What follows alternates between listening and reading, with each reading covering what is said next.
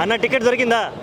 Ticket చాలా కష్టం మీద యాక్చువల్గా ఎవరు ప్రైజ్లు వాళ్ళు పెట్టుకుంటూ వచ్చారు.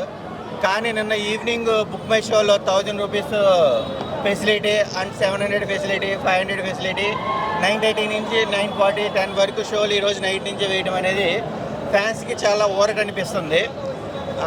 ఇంకా సినిమా గురించి చెప్పాలంటే నెక్స్ట్ లెవెల్ అనాలా, లేకపోతే ఈగర్గా వెయిట్ చేస్తున్న బన్నీ ఆర్మీకి ఇది ఒక ట్రీట్ అనాలా?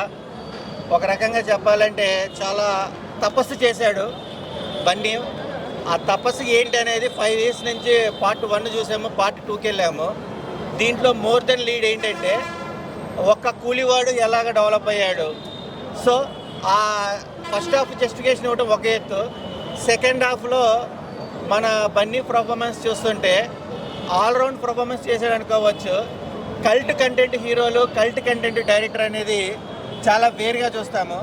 రాజమౌళి గారి మార్క్ లేకుండా పాన్ ఇండియా కింద ఎదిగిన ఏకైక వ్యక్తి ఉన్నాడంటే మన అల్లు అర్జున్ బన్నీ అని సగౌరవంగా చెప్పుకోవచ్చు. ఇది ఒక తెలుగు ఇండస్ట్రీకి ఒక మెరాకిల్ అనుకోవచ్చు. అందరూ ఆస్కార్కి ప్రయత్నిస్తారు, కానీ ఆస్కారే బన్నీ అన్న దగ్గరికి వచ్చేలాగా విడిచిమిచ్చాడు ఈ చిత్రంలో. సీక్వెల్స్ చూస్తుంటే, జాతర సీన్స్ చూస్తే ఆసమ్ అనే గెటప్, నిజంగా ఆ గెటప్ సెట్ అయినందుకు మనం గర్వించవచ్చు. ఒక బిగ్ ప్రొడ్యూసర్ కొడుకయ్యి ఓన్ టాలెంట్తో జనాభిమానం పొందాడంటే అది చాలా హ్యాట్రిక్ అనుకోవచ్చు. బట్ ఈ సినిమాతోనే కాకుండా ఇంకో ఎన్నో సినిమాలు ఘన విజయం సాధించాలని చెప్పేసి all the wish Pushpa team and Bunny, Allu Arjun. ఎంత కలెక్షన్ ఎంత వస్తుంది? ఫస్ట్ రోజు ఎంత వస్తుంది? ఓవరాల్గా ఎంత వస్తుంది? బ్రదర్, యాక్చువల్గా చెప్పాలంటే ఇది 1250 crores soul out throw world. 12,500 screens presentation అవుతుంది. 12,050 crores అబోవ్ ఎంత వచ్చినా సరే అదంతా మైత్రి మూవీ మేకర్స్, అది యాక్చువల్గా బిజినెస్ అనుకోకూడదు కానీ బట్ వాళ్ళ డేరింగ్ అనుకోవచ్చు. ప్రొడక్షన్ వాల్యూస్ 450 crores అయ్యింది, హై బడ్జెట్ వాల్యూ. బట్ దాని రిజల్ట్ తగ్గట్టుగా అన్ని ఎలిమెంట్స్ 24 క్రాఫ్ట్స్లో ఎవరెవరు ఏంటి అనేది వాళ్ళ పనితనం తగ్గట్టుగా మనం మేకింగ్ షాట్స్ కానీ, గ్లూమ్స్ కానీ, సాంగ్స్ కానీ, వర్కింగ్ స్టిల్స్ కానీ చూస్తున్నాము.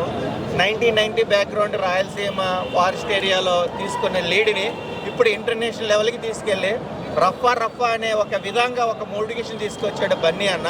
Watchable movie, all the best movie team. ఎప్పుడో ఒకసారి రిలీజ్ అయ్యే మూవీకి మనం వేలు పెడతాము, ఇదేం సినిమారా అనుకుంటాం. కానీ ఇలాంటి సినిమాకు 1000 పెట్టచ్చు, 2000 పెట్టచ్చు. నేను చెప్పాలి, పవన్ కళ్యాణ్ గురించి నువ్వు అడితే మేము చెప్పాం. మా అభిమానం మాకున్నది అతని మీద, అర్థమైందా? మీరు అడితే మేము చెప్పాం, అర్థమైందా? కాబట్టి ఇంకో క్వశ్చన్ ఇక్కడ ఇవ్వాలి దగ్గర వేయకు, కరెక్ట్ కాదు, అర్థమైందా? మేము అడిగితే మేము చెప్తాం. అతని మీద మాకు అభిమానం ఉన్నది కాబట్టి మీరు ఏడ్ చేసి మేము ఏడ్ చేయడం దాన్ని పాజిటివ్గా తీసుకొని పోతున్నాం. కాబట్టి ఇంకోసారి క్వశ్చన్స్ అడగవు, ఓకేనా? పవన్ కళ్యాణ్ అంటే మాకు కూడా అభిమానం, అతను అడిగినా చెప్పట్లేదు. ఏటింగ్ రాకముందు కూడా పవన్ కళ్యాణ్ అంటే కూడా నాకు కూడా ఒక అభిమానమే. యాజ్ పర్ ఇప్పుడు కూడా అలవర్చిన తర్వాత ఏమంటే పవన్ కళ్యాణ్ నేను చెప్పేస్తాను. బట్ కాకపోతే ఈ క్వశ్చన్ వాళ్ళ దగ్గర, ఓకేనా? తమ్ముడు, నీ అభిప్రాయం ఏంది? ఇప్పుడు అల్లు అర్జున్ ఫ్యాన్స్ కొంచెం పవన్ కళ్యాణ్ మీద నెగిటివ్గా ఉన్నారు కదా, నువ్వేమనుకుంటున్నావు?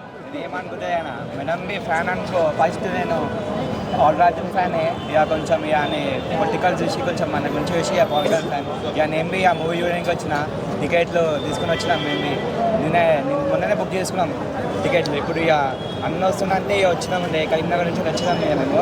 ఓకే, ఒరిజినల్గా నువ్వు పవన్ కళ్యాణ్ ఫ్యాన్?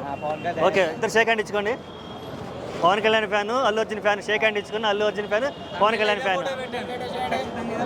ఎక్కడికి వచ్చా? ఎందుకు పుష్ప 2 రిలీజ్ డేట్ రేపు, కానీ పుష్ప వచ్చేది ఈ రోజు. ఓకే, ఎవరి కోసం వచ్చా? అల్లు అర్జున్ కోసం వచ్చావా, సినిమా చూడడానికి వచ్చావా? అల్లు అర్జున్ కోసం. అల్లు అర్జున్ కోసం వచ్చా. ఓకే, పుష్ప 1 చూసావా? చూసినా. నచ్చిందా? బానా. ఓకే, పుష్ప 2 ట్రయల్ సాంగ్స్ చూసావా యూట్యూబ్లో? ఎలా అనిపించాయి? ఏ సాంగ్ నచ్చింది? ఏ ఫైట్ నచ్చింది? నాకా కిసిక్ పాట నచ్చిందా? శ్రీలీల నచ్చిందా? రష్మిక నచ్చిందా?